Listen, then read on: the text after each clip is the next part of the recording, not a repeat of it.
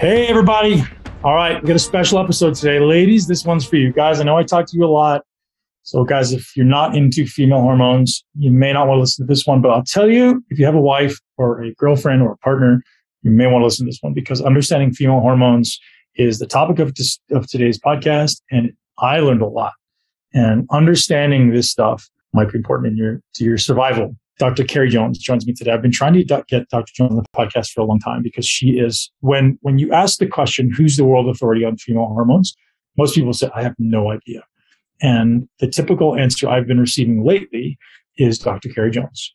And so we are incredibly lucky to have her joining us today on the Muscle Intelligence Podcast to talk about female hormones. Dr. Carrie Jones is a naturopathic physician who is board certified in naturopathic endocrinology for over 17 years in the field of functional and integrative medicine.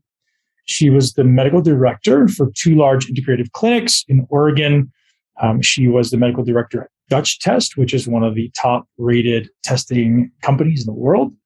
And she's recently had a big change in career or a big change in job anyway. So she's moved over to be the head of the medical education department at Rupa Health, R-U-P-A Health. Rupa is a company that is specific for lab testing. They can do all types of lab testing. And Dr. Jones is the head of the medical and educational departments over there. She is a wealth of information. And the beauty of it is she does it in such a calm and humble way and really does a great job of breaking it down to be consumable and understandable, because sometimes this can feel like jumping off into the deep end. And this podcast is a really great summary of all of the factors and the considerations when it comes to female hormones. So specifically, we talk about the 2 biggest hormone health effectors. We talk about hormone production at a cellular level, which is something I'm particularly interested in, because if you don't know, hormones are they're a downstream effect, right? They're not something you can directly address. They're something that you have to affect with multiple successive things, if that makes sense. Dr. Jones does a better job explaining than I do. We talk about how environmental toxins affect hormones. We talk about estrogen dominance. We talk about the lack of estrogen or lack of progesterone. We talk about hormone replacement therapy, both estrogen and testosterone, and whether or not you should be doing it. We also talk about some issues around fertility. Today's podcast is brought to you by our friends over at BiOptimizers. Once again, some of the best quality products on the market. Specifically, I want to isolate this product called Capex today. If you're not familiar with Capex, Capex is specifically formulated for people on a higher fat diet, specifically a lower carbohydrate diet, to help you digest, absorb, and assimilate what you eat.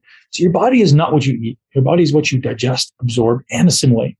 So we want to make sure we're getting the most of what we eat. Sometimes people experience lulls in energy because it's not because of the lack of food or the lack of calories. Sometimes they're consuming an abundance of calories, but it's sometimes the inability of their body to extract the nutrients and the calories from that food effectively. So your body just ends up sitting in your stomach and sometimes causing digestive distress and maybe preventing the fat burning process from actually happening. So Capex is designed specifically to help you break down fat and proteins and absorb fats and proteins, and then ultimately assimilate and so remove the rate limiting factor in what's called oxidation, the burning of fat. All those things are included in this one amazing product. And that's K-A-P-E-X, Capex. And you can get it by going over to Kenergize.com. That's KENERGIZE.com/muscle. You can also go over to BiOptimizers.com and get their entire list of products, which I absolutely am a huge fan of. Ladies, if this is you listening, if you're not already taking Mag Breakthrough by BiOptimizers, I highly suggest it. It's a 7 different chelate magnesium that literally covers all of the bases for magnesium. And specifically, if you're a menstruating woman, magnesium is an essential part of your repertoire. So once again, you can get those over at BiOptimizers.com, BiOptimizers.com. Use the code MUSCLE10 for 10% off. Now back to the show with Dr. Carrie Jones. So I would love for you to first introduce yourself and what your background is, what makes you an expert in hormones and what made you interested in hormones. And then we could kind of progress into starting to understand the foundations of female hormones.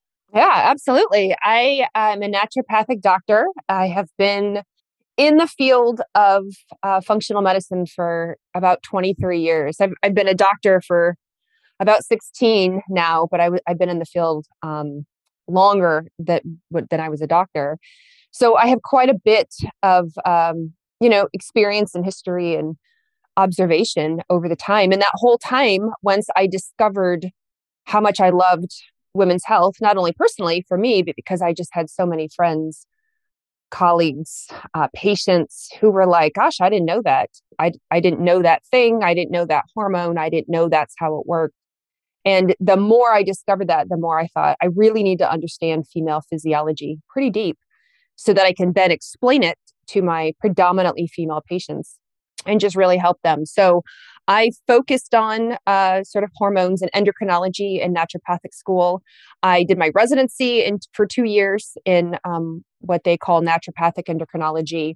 And then I went on to get my master's. I got my master's in public health. And then I became board certified I'm a fellow of the American Board of Naturopathic Endocrinology. So I just continued to stay along the hormone world. And eventually I saw patients for years and years. And I was the medical director for a hormone lab called the Dutch Test. And now I'm the head of medical education at Rupa Health, which is a multi-lab platform as opposed to just focusing on hormones. So I have diversified a little bit. I am venturing out into other labs beyond just hormone labs. But like I said from the beginning, hormones is sort of what I live and breathe at my core. Yeah. So I've just started looking into Rupa. Is that a relatively new company? It's been around a couple of years. So yes, only about 2.5-ish years, headed into 3. So it is. And so it's just a company that specializes in allowing us to access multiple levels of testing?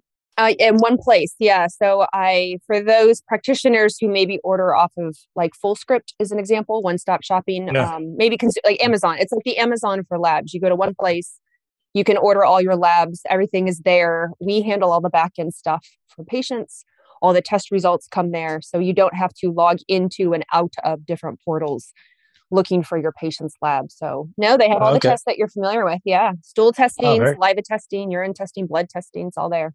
Oh, good to know. I'll have to check that out. I use a lot of testing for my clients. So that's great. Thank you. Obviously, the foundation of all human physiology is optimized cellular function. Yeah. So I'd like to kind of reverse into that a little bit, if you wouldn't mind. It's like start talking about, maybe from a cellular perspective, where hormonal challenges start to arise, right? Yeah. So women can be or men can be progressing through life, and optimize through teenage years, and then maybe they get to their 20s. And when does it all start to break? Well, as you know, it can break at any age, which is what I like to say. We often, for men or women, it doesn't matter. They get told things happen at a certain age, right? Men, unless you're 50 or too young to have testosterone problems, we're like, we know that's not true. Women, I have women in their 20s who have hot flashes, and they get told that's not possible. Hot flashes don't happen until you're older. I'm like, no.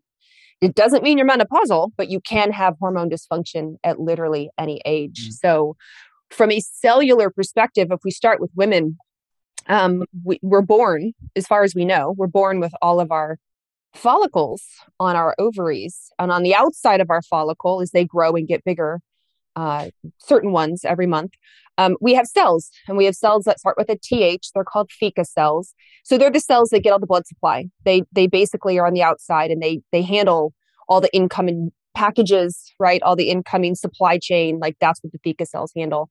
But what the theca cells do what they make our androgens as women. They make our testosterone. They make our DHEA, a pretty big percentage of it.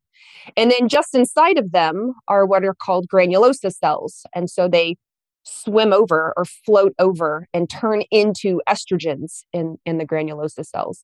So on the outside, we're looking at blood supply, right? Nerve supply, cellular health. And then on the inside, we're looking at how easily can you float back and forth in between the two. And then once you release the egg, once you ovulate, those two cells actually magically, like Cinderella, like permanent Cinderella, lutein cells, and it's called a corpus luteum or corpus luteum, depending where you are in the world. And then that pumps out progesterone. And it all, again, relies on blood supply, nerve supply, signaling, right? Signaling from the brain. And at a very deep cellular layer, all this happens in the mitochondria. The first step to all hormone production occurs deep down on all those millions of mitochondria. The endoplasmic reticulum, which is another structure, plays a role. But you can already, you're like, as you're listening, you can already think, okay, signaling comes from the brain, so brain health is important. Okay, she's mentioned blood supply several times. How is the blood supply down around my belly area, my abdominal area? Do I have scars? Have I, had C-section scar? Have I have an abdominal surgery scar? Do I wear tight clothes all the time? That may be restrictive. Do I have lymphatic issues? Do I have nerve issues? All that's going to affect how you make your hormones. And then the cell itself, the float back and forth, and then down to the mitochondria. So there's a lot that goes in to hormones. When people say to me, my progesterone's low, what's the one thing I can take to get it up? I'm like, well, it's a multi-step process. It's not easy. So it sounds like it starts in the brain. Starts in the brain. Yeah. So I'd love to start there and just maybe start to work down from that.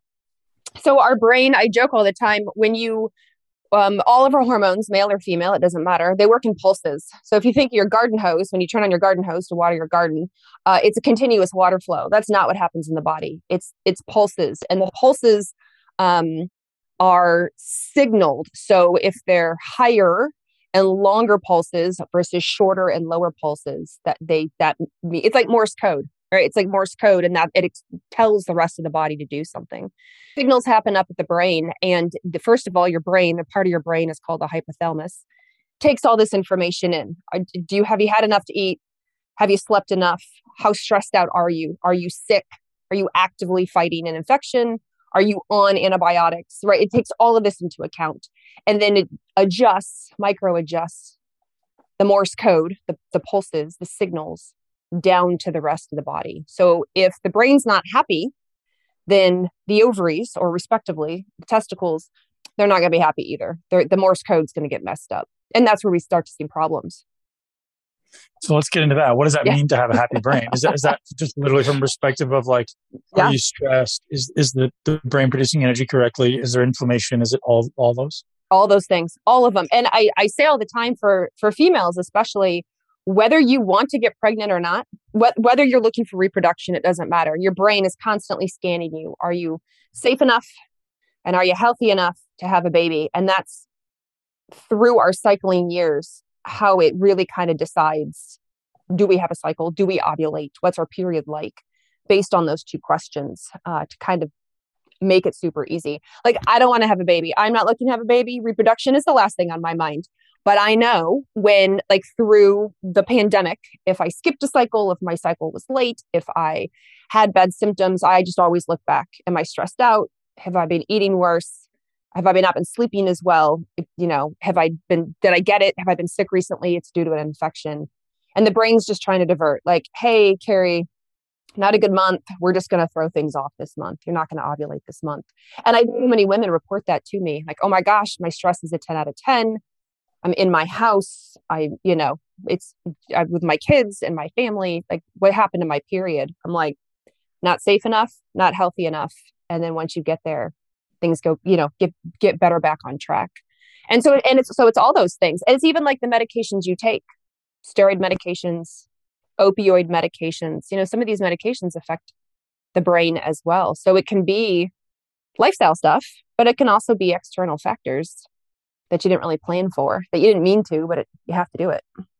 So safe seems pretty self-explanatory. Now let's maybe dissect the health part. Where, because there's a lot, right? There's a lot that goes into that, and very subjective potentially, right? It could be, depending how you define health, going down the path of what are some of the typical things that are slowing down people's health. Two biggest things that I watch out for first when it comes to health are they under body fat, and are they over exercising? Now, we used to say under body weight, but it turns out, as we all know, you can be a normal or acceptable body weight, but your body fat is very low. Think of our gymnasts, right? Think of our Olympic gymnasts. Think of our track runners, our athletes. When you weigh them, their body mass index, their BMI is just fine.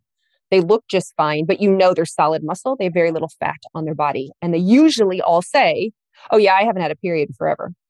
The reason is when your body fat percentage drops, and it's debatable how low is low. Some people say, I think the International Olympic Committee says under 11%.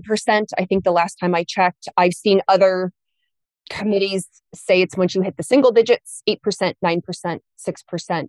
But obviously it's different for every woman. So when your body fat drops low, your body fat actually produces a hormone. It's called leptin.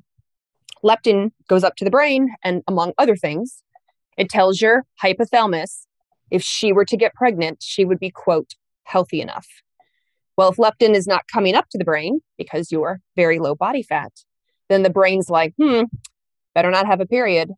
And so we see this correlation with our low body fat females and irregular menstrual cycles, or maybe even a complete absence of their menstrual cycles. So that's one of the first things I evaluate. Are you low body fat? Then the other thing I evaluate is exercise. And I noticed it a lot in fact, I got a message. I use this example a lot. I got a message from somebody who said, I do cycling. I do spin class. I do spin class twice a day, or I'll do spin class in the morning, and then I'll do an hour of something after work. And I haven't had my period in a couple months. Could this be related? And I'm like, yes, it absolutely could be related, because maybe you're using exercise for a stress release. Maybe you're using exercise because you feel it's important. Maybe you're using exercise for weight management. But when it comes to the what your body perceives as excessive, you're excessively running from the tiger, for lack of a better analogy, then the brain goes, that's not safe. That's not healthy. And it starts to regulate those pulses and affects our cycle. So when I say, like, are you healthy enough? Those are the two biggest red flags to me: body fat percentage and exercise. Now, are there other things that can affect health?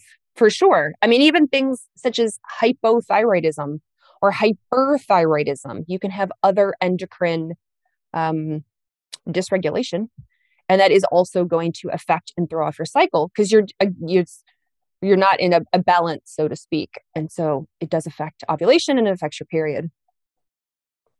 So can you break down the monthly cycle for me because I know certain parts of the month estrogen is up, certain parts of the month progesterone is up, because I think that's a good foundation for us to kind of jump off from there and then see how that gets dysregulated. Yes. And I actually love that you asked that, because even a lot of women who go through it every month don't know this, which, which I find fascinating. We don't get taught it very often. Our menstrual cycle generally is about 28 days from start to finish. And then we start over again the next day. It can vary. It totally can vary anywhere. 25 days up to 32, 33 days is considered okay. Totally fine.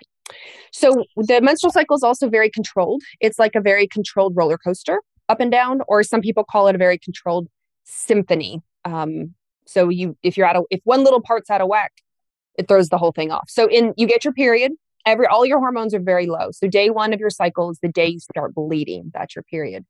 Estrogen is low, progesterone is low.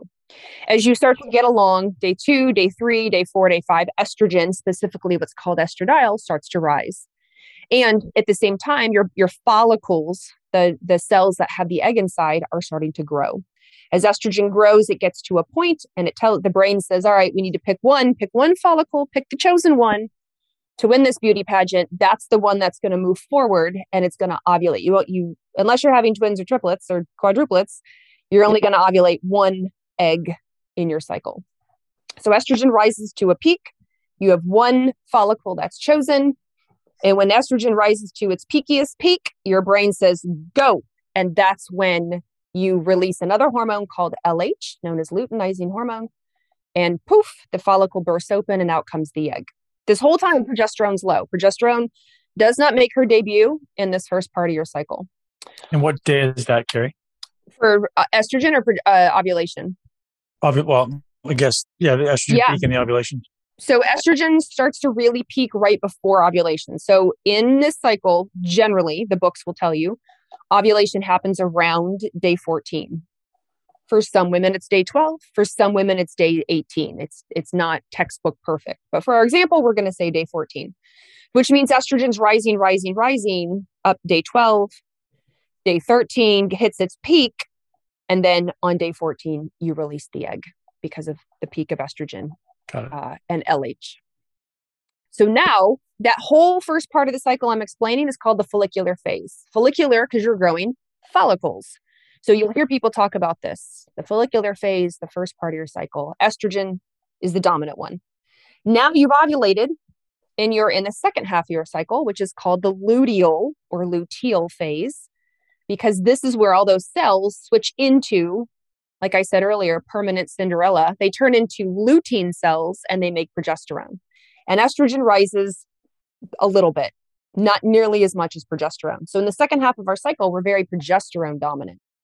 Then if you're not pregnant, both hormones start to come down, just like a roller coaster. You hit a peak, you're not pregnant, and you come down the other side with your hands up screaming, and then you hit a certain level and your period starts. What day does that happen where this starts coming down? Usually for most of us, what we call mid-luteal. So 19, 20, 21, 22. So we should know, the brain should know pretty quickly if we're pregnant. So you release the egg day 14. And if you're not pregnant within those couple of days, then the brain's like, okay, we can't sustain progesterone production. So let's start this up. Let's scrap this and start this whole thing over again. So progesterone and estrogen go down. Now, for someone who does get pregnant, the second you get implantation, so sperm meets egg, and they go into the uterus and they bury themselves in. The minute you get what's called implantation, you release these things called prostaglandins, specific prostaglandins. I don't know who names them, but they're called prostaglandins. And that immediately flips all the switch in the brain to say, we're pregnant, we're pregnant, we're pregnant, we're pregnant. The whole body knows we're pregnant. And so everything changes. And now what will happen is hopefully that corpus luteum will continue to pump out progesterone because the brain will tell it to until your placenta is strong enough to take over, which is usually like week 10, week 11, 9, 10, 11 of you being pregnant.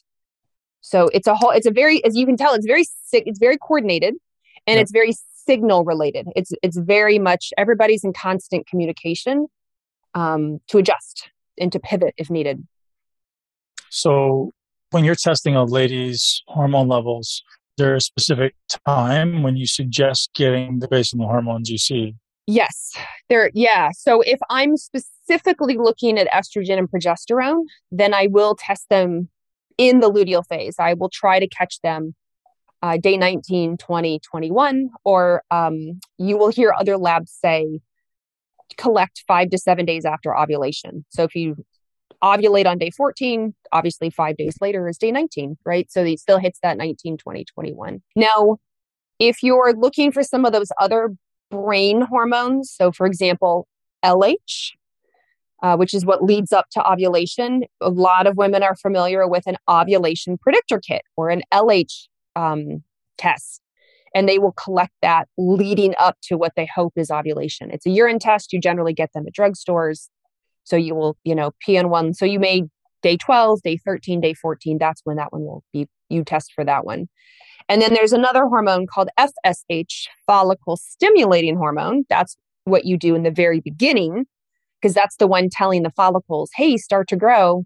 We've started a whole new cycle. So that one's generally done on day 2 or day 3 of the menstrual cycle. So while you're on your period. So you can see it's a little, it's really helpful to know the physiology so that you don't just go to your practitioner and say, I'd like my hormones checked, please. And then they just randomly check.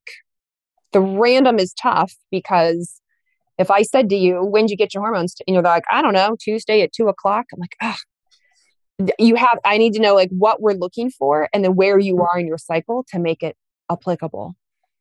Okay. So let's say we draw on day 19 or 20 and the numbers are off. Progesterone's not high. Maybe estrogen's, I'm not sure what the typical protocol might be, what it may look like to be off. Well, maybe you could explain what it looks like to be off and then what you may do in response to that. Usually it's the symptoms will tip me off first. Usually somebody will say, my PMS sucks. I'm moody. I have terrible cravings. My breasts hurt. My periods are heavy. Or they'll say, I have fibroids and my fibroids are growing. I have a history of polyps in my uterus and they're growing. I get clots. So these are the typical symptoms that I start to hear that make me think something's wrong. Something's wrong with estrogen and progesterone. So as I said, when I test your hormones at that time, day 19, day 20, I expect to see progesterone. It's like the highest roller coaster peak you've ever been on. It should be elevated. It should be high.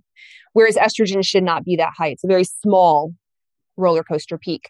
If it's flipped, if I look at your hormones and your estrogen's in the red, it's really high, and your progesterone's not, maybe your progesterone's quite low, even near zero.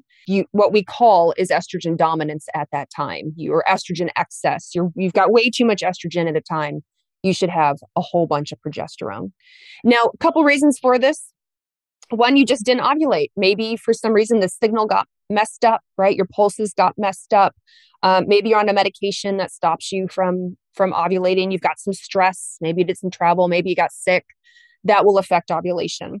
Now, the other thing is that you did ovulate, but your cellular health is not that great, or the brain health is not that great, or both. So you release an egg, but the brain is trying to tell the body, like, make progesterone, but the signal's not getting through. And then down at the pelvic area, the ovarian area, like, the blood flow is not great. You've got some lymph stagnation. You're dealing with some nerve stuff, low back pain, low back nerve stuff. So the signal it doesn't happen. And then therefore you don't really make a lot of progesterone. So as a result, that's when you often say, I feel hormonal. I'm moody. I want chocolate all the time. I'm crying, but then I'm angry and my periods are heavy. So those are the things that I look for when I'm assessing from a symptom and lab way estrogen and progesterone. We will be right back to this podcast after a special message from one of our amazing sponsors.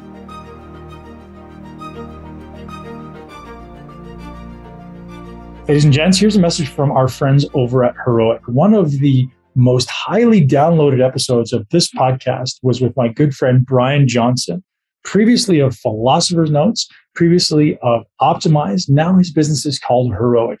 And the reason he called it Heroic is because we're all on our own hero's journey. You are the hero of your own story.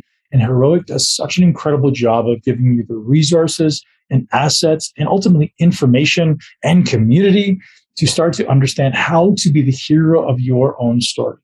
I personally have gone through the 10-month Heroic coaching program, which was such a wealth of information, such a true gift.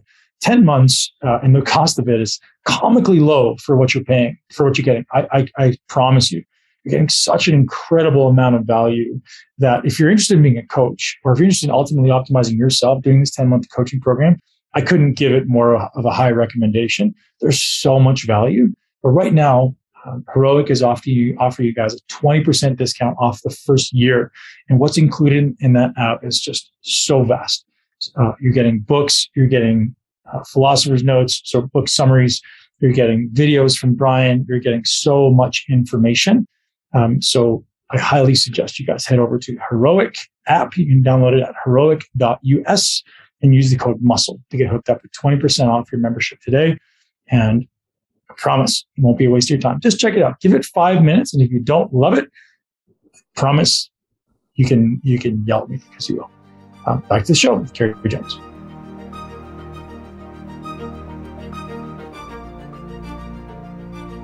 Would that be a result of the elevated estrogen, these dysregulated symptoms? It is. Now, estrogen sets off other cascades, right? Estrogen affects histamine, right? Estrogen can affect our prostaglandins. So what those cause spasms or cramps for a lot of women, of course. And so while estrogen being higher than I'd like it, we go back to that. It's estrogen itself can also, recruit other hormones that can then be problematic. And like histamine's a great example. Women say, why are my allergies bad? Why do I feel flu-like? Why is I get in my PMS state? I'm itchy. My rashes come out. Like, oh, I bet you're out of whack with estrogen, so to speak.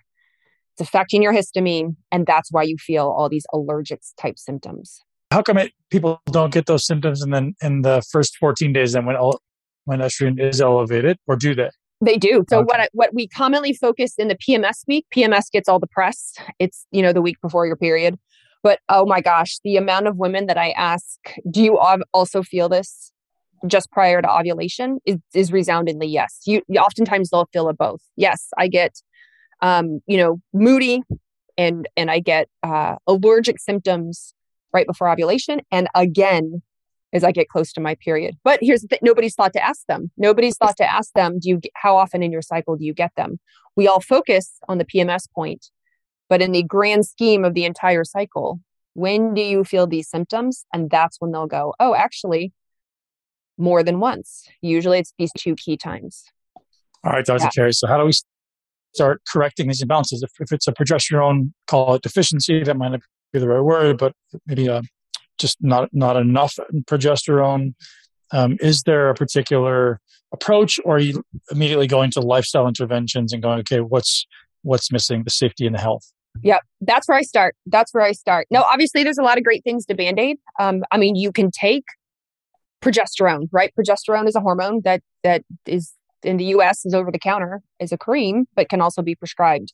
Do I use progesterone all the time? I do not. Not necessarily, because the lifestyle interventions I find can work really, really well. If you are not feeling safe, if you are quote unquote not as healthy as you should be, if you have hypothyroidism, if you're like the hormone prolactin is the hormone we associate with breastfeeding, but it doesn't have to be elevated with breastfeeding. Other things can cause it to increase, like low thyroid, low B6, stress. There's a few other, big things, type of tumor called a prolactinoma.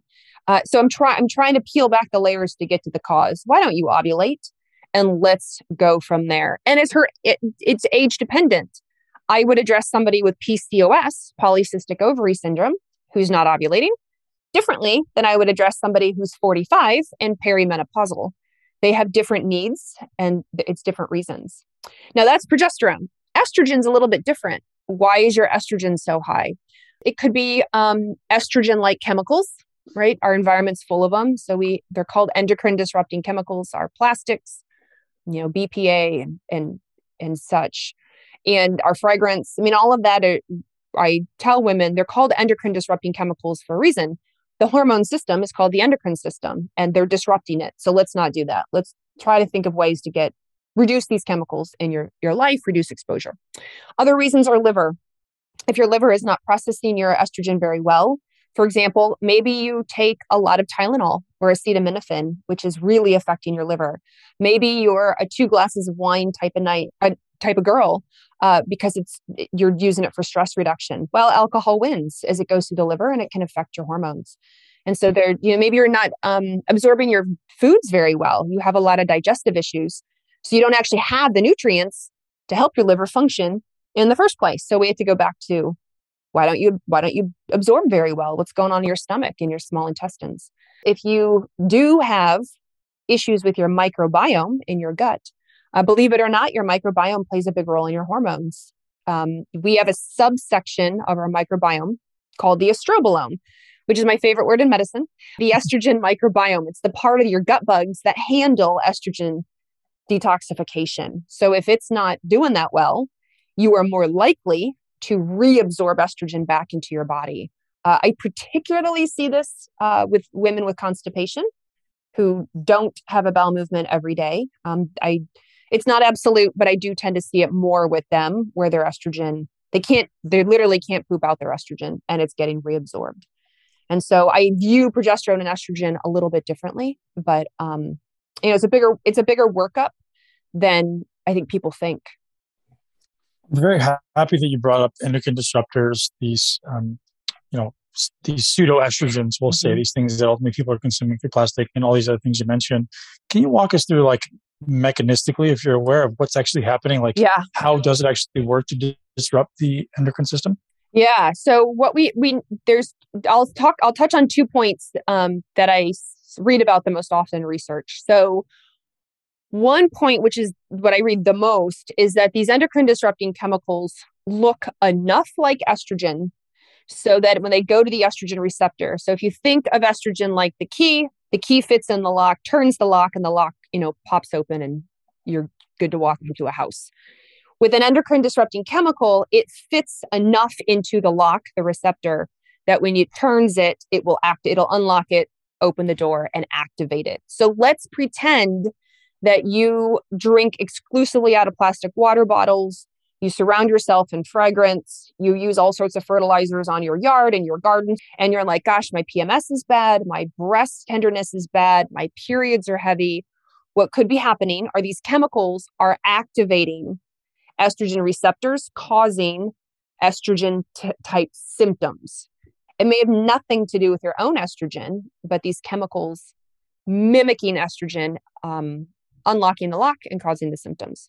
Now, the other way is that like I mentioned way in the beginning, we are on our follicles, our theca cells make testosterone, what's called androstenedione, DHEA, and they float over to a different cell, granulosa cell, and convert into estrogen. The way they do that is through an enzyme that starts with an A. It's called aromatase. Some of these chemicals have the ability to increase aromatase. So they're going to speed up your conversion of the androgen hormones, converting into estrogen hormones. So for example, there's a fertilizer called atrazine with an A, and atrazine has been known to increase aromatization. So if you live in the country, right, you live around farms or places that are using atrazine, then or have a history of it, so it's in the ground supply, water supply, and just isn't out yet, you could have excess estrogen because you're making it, because the gas pedal is pushed on this enzyme to make more estrogen. So these excessive estrogens coming from, the environment, will say, are they strong enough to dysregulate people's menstrual cycles? I see it. Throw off the ovulation phase. Yeah, I see it symptomatically and anecdotally. I have a lot of patients, people on social media who comment that they've, quote unquote, cleaned up, right? They've switched their cookware. They've switched to using glass and stainless steel. They've stopped using perfumes and fragrance. They got rid of all their candles. They no longer use that stuff in their yard and on their gardens, and they don't use plugins and Febreze and all these things. And over time, they're like, wow, it's made a massive difference in my menstrual cycle and in the symptoms that I feel. I even have women that report switching to 100% tampons or pads, 100% cotton, no fragrance. And I have so many who've written me to say, just doing that has, like, my cramps are way less. My periods aren't as heavy. And even though the dioxin and the fragrance and stuff and some of these pads and tampons get rated as safe and healthy because, one-time use isn't going to kill you, we know that the tissue up inside our vagina is it's like a mucous membrane. It sucks things up very easily. It's the tissue up there is very different than like the skin on your arm. It sucks it up like a straw. And for the average woman who's bleeding 3 to 7 days and maybe using multiple pads or tampons through her lifetime, that can be a long exposure. And gosh, the anecdotal reports back from women, hundreds and hundreds and hundreds and hundreds who've said to me, gosh, just making that switch, over time, I've noticed a massive difference. And so, those chemicals could really screw it up. Yeah. So personally, I'm very neurotic about avoiding all that stuff. And most of my friends think I'm crazy. So I'm glad that you're reinforcing this. And I don't know if you know Dr. Anthony J, but I always refer out to his book. Have you heard of Dr. Anthony J? I haven't, no. Oh, you got to connect with him. He's amazing. He wrote a book called Estrogeneration. Like when it comes to understanding female hormones, or at least the negative implications of all the environmental factors on female hormones, that book is phenomenal. He's an amazing, amazing guy. He's a researcher from the Mayo Clinic that wrote a book on endocrine disruptors that literally everyone should read. Wow. I do know the name of the book. I didn't know that was him. I don't have the author memorized, but I do know the book. So that's amazing. Yeah, he's a phenomenal guy, phenomenal author, and it's a great book. Yeah. I mean, even when it comes to estrogenic cancers, which this is a really controversial topic, as you know, estrogen gets a horrible rap, a terrible rap. Everyone's like, oh my God, I don't want estrogen. I want to get rid of estrogen. How do I kill all the estrogen in my body? I'm like, no, estrogen in the right roller coaster amount, right, in the appropriate symphony musical amount is great. Estrogen is so helpful for our heart. So as females, our heart, our brain, our bones, our collagen, our skin, just reproduction, everything. Estrogen is very, very important. But if it's, out of whack, and when you put it in relation to the environment that it's in. So if you have, unhealthy breast tissue, right? If you have toxic breast tissue, and then you're trying to clear estrogen out of it, and estrogen has a few different detox options it can go down and go through, it could be a recipe for disaster. And that's where things like breast cancer pop up. I hear a lot from people who go, oh, I hate estrogen. Estrogen is the reason I have breast cancer. Like, well, not actually, no, it's by itself independently. It's not, it's an entire cascade. It's an entire domino effect that happened. And we're finding more and more and more in my oncology friends. I'm not into oncology, but all my oncology friends are like, wow, the research on environmental toxicity in cancer, that's really the up and coming market that needs to be addressed. Don't just hate on estrogen.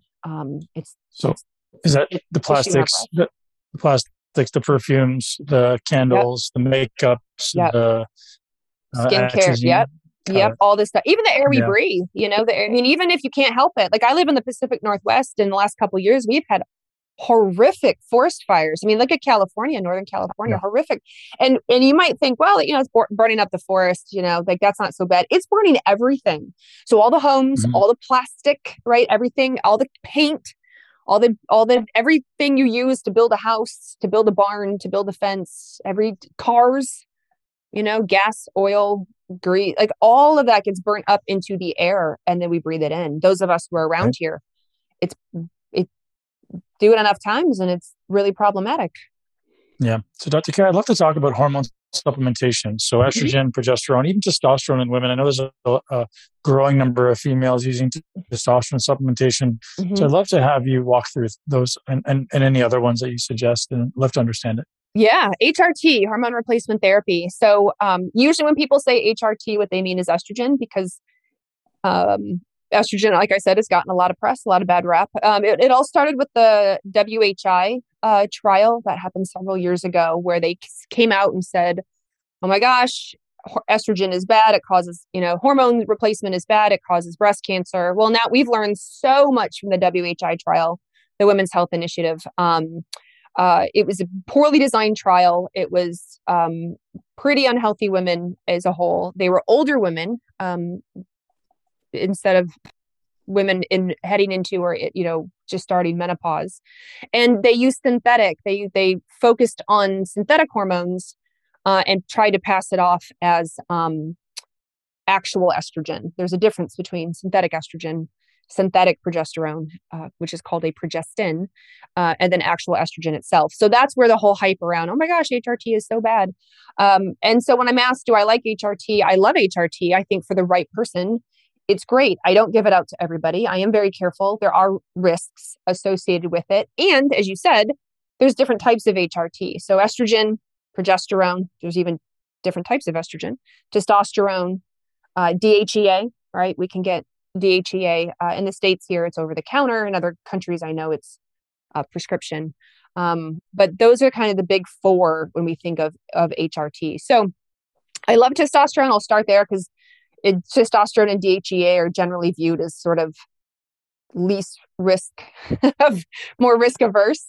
So testosterone there's no FDA approved testosterone for women. So a lot of women are using it off label. They'll get it prescribed through a compounding pharmacy. I've even heard of OBGYNs prescribing the kind for men, like the topical for men, or and giving it to women just in very tiny doses. And then DHEA is generally, you can prescribe it, but you can also get it over the counter. Testosterone and DHEA, you do have to be careful. They can aromatize into estrogen a tiny bit. So you just have to be aware of that. More importantly, if you are prone to what we call androgenic symptoms, so acne on the jawline, hair growth in places you don't want, that's pretty moderate to excessively, anger and irritation, female pattern baldness, those hormones could make it worse. They could amplify that. But on the flip side, testosterone and DHEA are great for the bones, great for the mood, great for energy, can be helpful for libido, can be helpful for overall mental outlook. I had a woman tell me it's like her battery pack. She said, I love my testosterone. I feel more like myself again. I have more energy. I feel, definitely back to where I was maybe 15, 20 years ago. So you don't have to be afraid of testosterone or DHA.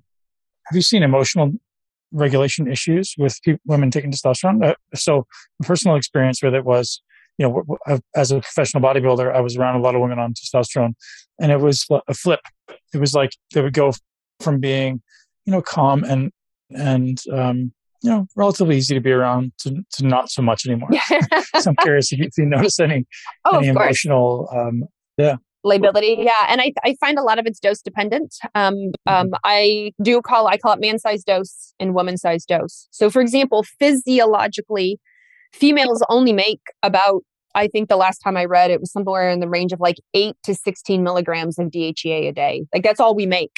And so the average functional medicine practitioner probably uses 5 to 10 milligrams of DHEA for a woman. But what will happen is they come in 25 milligram pills, or they come in 50 milligram pills. And so if a little is good, then more must be better. And so I've absolutely had women come in on 25, 50, God bless them, 75 milligrams with their hair falling out and ready to kill people. I'm like, you're on, 2+ times the dose you should be on. Let's back this off a little bit. And as I said, these androgen hormones can go down what we call the alpha pathway, which is it's a pathway in our body that produces a hormone called 5-alpha DHT, dihydrotestosterone, and 5-alpha androstenediol. And they are more potent. The DHT is more potent than testosterone. So if you are female who heads down that pathway already, and then you jack yourself up with testosterone or even maybe DHT or DHEA, then you're more prone to the moodiness, let's say, the anger. But the great thing is we can test for that. You can do it. You can test for DHT and 5-alpha androstenediol. So I can actually see it ahead of time. I can predict generally, like, you're going down this pathway. Let's nip this in the bud. Right. Does the timing matter with testosterone, DHA, like it does with estrogen and progesterone? It doesn't, not as much. No. Women's testosterone and DHEA tend to be roughly the same throughout her cycle. She does get a bump as she's near ovulation to help with the friskiness and help put you in the mood and time it up with ovulation. Some women do notice that. Some women don't notice that. But otherwise, it's generally pretty steady. So you can take it. Better generally in the morning, because if you're going to use the energy, use it to your advantage. Don't take it at night per se. Might keep you up. So yeah. So coming back to the timing of estrogen and progesterone, I don't know that we touched on that. Like if there is someone supplementing with estrogen and progesterone, is the estrogen timed to the first 14 days and the progesterone to the last, the third cycle, I guess? So it depends on her age and what you're using it for. A lot of women go on estrogen and progesterone as they get older and have lost their cycle or are losing their cycle. So menopausal women who don't cycle anymore at all, let's say she's 50, hasn't had a period in 8 months, 12 months, 14 months, decides to go on hormones. Generally what they'll do is they'll put them on the hormone continuously, estrogen and progesterone together. Now, I am a fan of breaks, as in taking a break. That's how I was taught by my pharmacist back in the day. And it seems to work really well for my patients. So I kept it up. And by breaks, what I did was for the menopausal woman was 6 days on with her hormones and 1 day off, take a 1 day break. Other practitioners don't do that. They don't do any break at all. Others do a 2 day break. I've had other practitioners do 3 weeks on and 1 week off, as if they were mimicking sort of the menstrual cycle. It sort of depends on you and you as a practitioner. Now, if you're younger, let's say you're 32 and your practitioner has decided to put you on progesterone for whatever reason, fertility, PMS, then we tend to do progesterone in the second half of the cycle, meaning you ovulate and then you start your progesterone for those 2 weeks. And so then it is cycled when you're doing progesterone.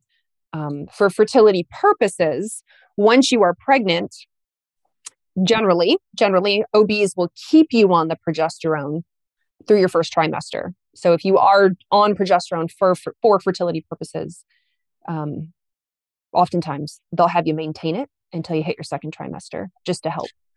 How much does hormone health influence someone's ability to have a baby? I'm sure it's significant, but if I'm supplementing, or a lady was supplementing with hormones, is she still as able to have a baby as if she was producing it herself? Yeah. So the great thing is, if she needs estrogen and progesterone, like let's say, here, I have an example. She was a track runner, and she just didn't have a period at all. She hadn't had a period, what's called amenorrhea, for close to a year, and wanted to have a baby. So her OBGYN actually put her on estrogen and progesterone. Now, is she going on estrogen and progesterone? Is that going to improve her fertility chances? Kind of. What we really need to do is get her period back, because in order to make a baby, you have to have an egg, right? An egg and a sperm have to meet. So while estrogen and progesterone are helpful for overall health, such as preventing osteoporosis and improving, mood, and improving heart and brain, I still needed to get her to ovulate and release the egg. So I would actually take a step back with that patient and get her to ovulate. If somebody is ovulating, but she's just not making great amounts of progesterone, so she totally releases the egg, but for whatever reason she's not pumping out progesterone, progesterone supplementing is very helpful. Which is why you'll see it in the OBGYN community and the fertility community. They often put you on progesterone and then keep you on progesterone to help maintain the pregnancy. So in that case, it's okay. The whole workaround, though, is the egg. Do you release the egg? And how do you test for that? How do you know? A couple ways. So you can use those ovulation predictor kits, also known as an LH kit, and that will tell you if you're going to make the hormone LH, luteinizing hormone, that is going to tell the follicle to release the egg. So it's not a guarantee, but if you have a positive LH, you're pretty certain you're probably going to ovulate within the next 24 to 48 hours. The other way, in fertility clinics, what they'll do is that they will do ultrasound. They will do an ultrasound to see if you're, to check on your follicle, to make sure you have one chosen follicle. And then they will generally give you an injection to force ovulation. And then they will ultrasound to see if you have done that, if you've actually released the egg and you have the corpus luteum. Obviously, that's a lot more involved, a lot more expensive. But for those who are listening who've gone through, maybe some fertility centers are familiar with this. They've had all sorts of injections and workups and ultrasounds and whatnot. Yeah, but it's a blessing that we're able to do it. Modern science is a gift. So yeah. And you will see at-home tests now too, because again, in order to make progesterone, you have to ovulate. So now you will see the at-home fertility kits that will check for LH, positive or negative, and then they will check for progesterone 5 to 7 days later. So if you have a positive LH and a positive progesterone, then you're like 99.999% sure that you ovulated, because those two have to go together for ovulation. So it's very smart on those at-home companies to look at both of those to help out. Yeah.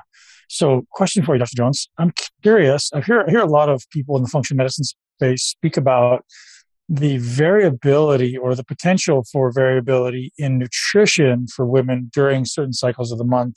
Are you familiar with that? Yeah. Oh, absolutely. Especially in the fasting world, like intermittent fasting or keto.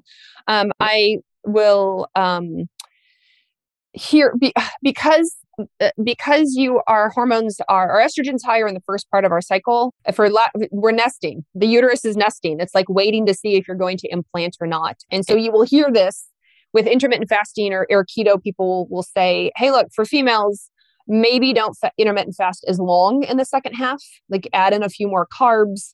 Don't be fully into keto as you get into that week 3, week 4 leading into your period." Is the same, of course, but it can make your hormones. It can help you ovulate better. It can help you produce more progesterone. It can help ease, PMS by having a little more carbs, not fasting as long, not being in keto. And so I do hear that by some of my colleagues that I love and trust. So, for example, like Cynthia Thurlow and Dr. Mindy Pelz, who are female intermittent fasting, my go-tos for female intermittent fasting, they often say, "Hey, look, if you're after ovulation, don't push it so hard when it comes to fasting and keto, especially if you're symptomatic, especially if you're like, I'm more moody, my PMS is terrible. Like, why isn't this working for me? It's like, you're affecting your hormones. We need to back And off that's a bit. regardless if you're trying to get pregnant or just trying to be healthy. Both Yeah. Yeah. In fact, I just talked to somebody this morning who's not a practitioner, and she said, I said, how are you doing? She said, terrible. I'm terrible. She said, I'm 10 days into a ketogenic reset. And I said, not to be TMI, but how close are you to your period? And she's like, very close. And I was like, mm-hmm. She's like, I felt great the first couple of days. I said, you did? Yes, you did. But now as you're getting close to your period, this can be what happens. So we talked about, B vitamins and electrolytes and, talking to a practitioner and what have you. But and this doesn't affect every woman. I know there's women that are listening that are that doesn't affect me. I'm like, great. But if it does, be aware. So I love that you were willing to do that. So it sounded to me like you were going to say, oh, you should just eat some carbs, but you allowed her to stick with her goal and showed her some alternate solutions. That's great. That's really awesome. And again, I try not to be dogmatic with the path, right? But if the person chose to be keto, that's awesome that you kind of thought on, well, how can I support her goal? Yeah. Well, and especially because we know, for example, when it comes to mood, serotonin, dopamine, GABA, these all are brain neurotransmitters. They work on, protein, as you know, is very important to them. So tryptophan, tyrosine, but a lot of B vitamins, like B6 in particular, play a big role. And so the reason I said, hey, maybe, bump up your B vitamins, specifically look at B6, because as you're not getting these carbs to help, it's possible. You actually just need more B vitamins. You want to stay in the keto, you want to stay in the reset program that you paid for. But let's try to help you out. Knowing what I know, let's try to help you out, improve the mood a little bit more. And there's other things, that we can do to even circumvent that. Some people will take 5-HTP, or they will take tryptophan, or they will take GABA, or they will take theanine to try to, get around some of these symptoms, which is fine too. But I wasn't actually her doctor. So as her friend, I was like, well, increased electrolytes, consider adding in B vitamins, which she hadn't been doing. So. Awesome. Now, how does a long-term ketogenic diet impact the female's hormones? Honestly, I find that really depends on the female, much like anything else. I have colleagues in the space who are long-term keto. They don't often ever get out of keto, and they're doing just fine. And I have other colleagues who step out of keto kind of that week of PMS and do add in more carbs because they felt awful. They were actually having terrible PMS or terrible periods. They didn't feel right. They felt great the other 2 to 3 weeks, wonderful, but just not that week. And so I tell women, we honestly don't fully know until you get into it and try it. And then we adjust from there. I can tell you what the experts say and the experts suggest, but it doesn't mean it's going to fit you. Right. So someone who isn't hugely familiar with female hormones, what other questions should I be asking that would be important for myself or the audience to know? So the great thing about hormones and women is that they usually know. They don't know the finer details, but they will say to you, you will say to them, do you feel hormonal? And they'll go, yeah. And they'll outline it for you. Yes, I feel it all the time. Yes, I feel it here. Yes, I feel it there. Yes, these are the symptoms that I get. So the umbrella term of hormonal is actually really quite helpful. What they mean generally is estrogen and progesterone. But what we say in our society is hormonal. How you feeling? You feeling like your hormones are out of whack? Yeah, absolutely. And so just asking that question about hormones as an umbrella can be really insightful. That like, okay, she knows her body best and she feels hormonal, or she notices it on a cycle. She, once a month, these things are happening. And then we have to dig a little deeper. The second thing is, have you ever had a hormonal workup? Because sometimes they will say, oh yeah, I had a full workup, quote unquote, and everything was fine. But as we know, a full workup that maybe an acute care practitioner does and a full hormone workup that I would do are probably different. And I want I want everyone listening to feel empowered. If you don't feel fine, even though you were told you were fine, I bet you didn't have as full of a workup or at the correct timing that you would hope for. And let's go back to the drawing board and do that again. Any supplements or supplement protocols you suggest for just general women's health? It doesn't have to necessarily be optimization of hormones, but specific to just, hey, you should be thinking about this stuff to be healthy. One of the big ones, I like B vitamins. I've already that's probably my favorite, right? So whether it's, eating, I know some people eat, they're trying to eat for nutrition. Maybe they're eating grass-fed liver instead, or maybe they're like, are you kidding me? No way. Just give me the pill. So take B vitamins can be really helpful. Cellular health is really helpful. So whether that is good quality omega-3s, choline, phosphatidylcholine, which is really helpful for the cell membrane around the cell, really helpful. I mentioned mitochondria. It's now known that the mitochondria make their own melatonin. Internally, they keep it in there. Melatonin we think about for sleep. It's also primarily made in the gut, in our intestines, but all our mitochondria actually make it as well because it's such a powerful antioxidant. And so, not necessarily a supplement, but make sure you're getting enough sleep so that you can help produce the production of melatonin. One of the enzymes is activated in the dark when you go to sleep. But maybe even, if it's necessary, if it's warranted, if it's something you're working on with your practitioner, you might need a little bit of melatonin or other antioxidants, right? Other things that make glutathione, things like vitamin E, things like vitamin C, N-acetylcysteine, et cetera, et cetera. Antioxidants are really important because the ovaries lift heavy with the mitochondria. Making hormones requires a lot of mitochondrial usage, which means you're going to make, as a byproduct, free radicals. And so making sure you're either eating the rainbow, if that works for your plan, or taking support that are good for antioxidants is really helpful. And then magnesium. Magnesium is another really, really big one. I feel like as humans, we're all pretty well deplete of magnesium. We use it up very quickly. Magnesium is used as a cofactor for so much in the body, including female stuff. And so those are some of my just sort of off the cuff. There are herbs, they're definitely like female specific herbs, but they also apply differently, depending. There's not like one herb to rule them all. There are a lot that can be helpful across the board. But I think at a baseline, the electrolytes, minerals, the B's, cellular health, like that's what I'm going for. Let's go for the basics. And so what cosmetic line do you recommend? I'm guessing it's not, Revlon. Yes. So I use a couple. So for skincare, I mean, this is just me. This is what I use. Everyone is very different. For skincare, I use what's called Agent Nature, Nateur. I love her product. She started out with clean deodorant and expanded from there. And so I use that every day. And then makeup, I use a company called Ilia, ILIA, and Clove and Hollow. There's a cosmetic line called Thrive that are all clean. And so I'd say I'm about 90% clean. The only thing I don't have clean that I'm really struggling with is an eyeliner.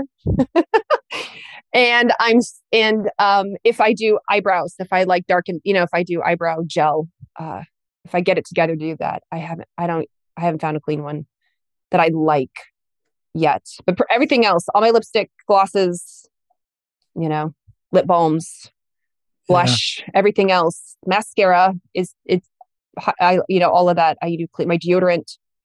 I do a lot of just oils. So I try really hard. Shampoos, conditioners, like all of that is pretty clean. Even my dry shampoo. My favorite is it's a woman on Instagram. Her handle's @justingredients. And she's an amazing dry shampoo. She sent me. Awesome. And that's what I use. I would be sad if I didn't ask you about a few specific supplements. So DIM, sulforaphane, calcium glucarate. I hear those often thrown around when I hear estrogen. Yeah. I'm curious to hear your perspective. And you can keep it context specific to women. Well, the great thing is it applies to men as well. Everything about DIM, sulforaphane, and calcium D-glucarate 100% applies, so it's great. Sulforaphane is probably, other than magnesium, sulforaphane is my personal favorite supplement. So when estrogen goes through detox or metabolism, it goes through phase 1, then phase 2, then phase 3. Liver and other tissues. And then it gets dumped into your bile and then into the intestines, and then you poop it out, or it's liver into your kidneys, and then you pee it out. So with phase 1 detoxification, DIM, diindolylmethane, the supplement, comes from your broccoli, your kale, your cauliflower family, that cruciferous vegetable family. And what it does is it helps your estrogen go down what we call the less carcinogenic pathway. So the less cancerous pathway. It's not no cancer, but it's less. So we like DIM.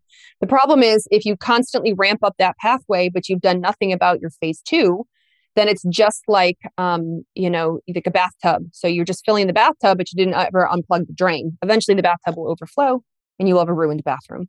So make sure your drain's open. So I use sulforaphane and magnesium to help phase 2. So sulforaphane comes from your broccoli sprouts. Sprouts are the version that the highest amount. And again, I don't know who names these things, but sulforaphane comes from there. And what sulforaphane does is it helps upregulate the enzymes that move phase 2 along. Basically, they're drain openers for the body, so you can drain it out of your bathtub. And then once you get into the intestines, in that microbiome, the estrogen microbiome called the estrobolome, the enzyme there is called beta glucuronidase. And it acts like scissors. And so when you have estrogen packaged up and ready to get pooped out, if you have too much beta glucuronidase, much like scissors, it will cut off the bow and open the package. Estrogen will fly free and get reabsorbed. The supplement to counteract that is calcium D-glucarate, CDG, calcium D-glucarate, and it will dampen your scissors. It'll block your scissors, so to speak. Get rid of the scissors. You still have to affect your gut health. You still have to deal with why you have gut inflammation or infection or what in the gut, but it does help phase 3.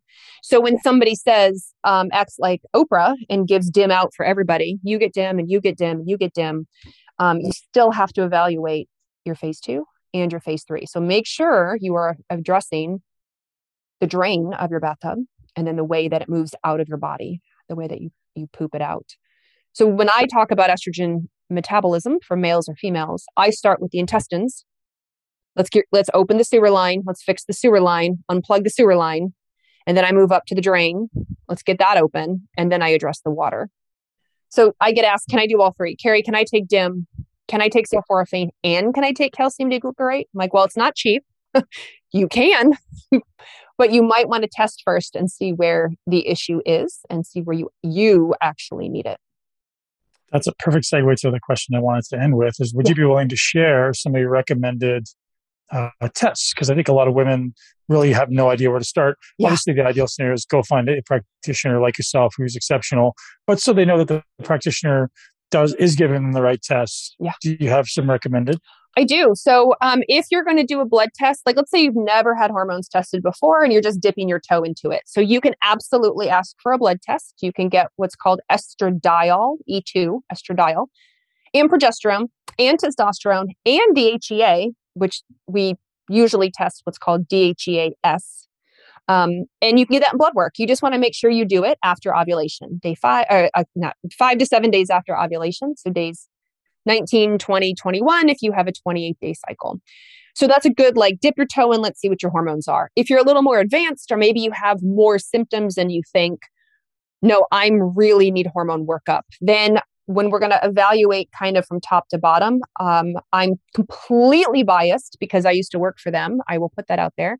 I love the Dutch test. That's dutchtest.com. Or you can, if you're a practitioner, you can get it on rupahealth.com. You can order it there. And it evaluates some of the phase 1 and phase 2. So the water coming in your bathtub and the drain. And then for phase 3, it's a stool test. So you will have to poop in a cup for science. There's Doctor's Data, there's Genova, there's Diagnostic Solutions, who has the GI map. And so those are microbiome has a test out now. So there are a variety of companies that will evaluate the health of your microbiome, including that one enzyme, beta-glucuron, the scissors, beta-glucuronidase. So you can get a pretty thorough workup. Do you do all of your education through Rupa now, or do you have a private educational portal currently? Right now I'm doing it all through Rupa, but I am, as you know, I do a lot on Instagram, and I have dipped my toe into TikTok. God help me. Are you dancing? I am not dancing. No, I am using it more for quick snippets on answering questions around hormones and maybe some voiceover stuff. But with Instagram, I do a lot more of the funny reels all around hormones and hormone health. And then, letting people know latest research I'm finding and how it applies to you as the consumer reading it. Awesome. Dr. Jones, it's been an absolute pleasure.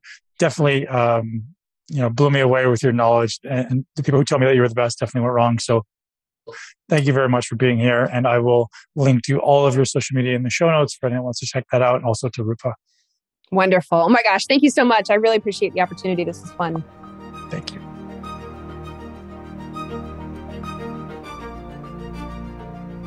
All right, ladies and gents, that's a wrap. Thank you very much for being a listener of the Muscle Intelligence Podcast. We are growing every month, and it's because of you. Thank you. I'm truly, truly humble and truly, truly grateful for every single person who listens to this podcast. And it makes me proud to know that I can continue to bring the world's best experts, sifting through the noise, sifting through the ultimate BS that exists out there and all the confusion, and helping you live your greatest life in the body of love. Carrie Jones is an expert in hormones, and hopefully you found some value with what she shared. And if you did, I would appreciate if you'd share at least one person you know and love. For the type of person who likes to help other people and see other people thrive, sharing this podcast is a great way for you to do that. And another great way for you to do that and allow us to continue to bring no cost to consumer information to you is by supporting our sponsors. Two amazing sponsors for today's podcast, our friends over at BiOptimizers, and I isolated Capex as a great product for you to try for someone who is on a low carbohydrate, potentially high fat diet, or if you're having a hard time burning fat, Capex is a great way to support fat loss or ultimately fat metabolism. And the other product I isolated from BiOptimizers is Mag Breakthrough, specifically for women, an amazing product to take to make sure you're always getting your magnesium. Most women are deficient in magnesium, especially menstruating women.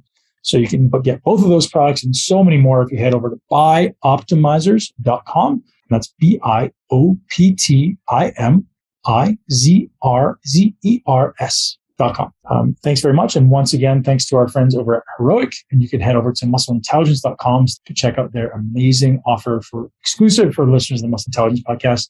Ladies and gents, thank you for being here. Have an amazing day. And live your greatest life in a body that you absolutely love. Thank you so much for tuning into Muscle Intelligence. If you enjoyed today's episode, please be sure to share it with at least one person you know. And make sure you're subscribed so you never miss an episode. This podcast is for information purposes only. The statements and views on this podcast are not medical advice. This podcast, including Ben Pakulski and the producers, disclaim responsibility for any possible adverse effects from the use of information contained herein. Opinions of guests are their own, and this podcast does not endorse or accept responsibility for statements made by guests. This podcast does not make any representations or warranties about guest qualifications or credibility. This podcast may contain paid endorsements or advertisements for products or services. Individuals on this podcast may have a direct or indirect financial interest in products or services referred to herein. If you think you have a medical problem, consult a licensed physician.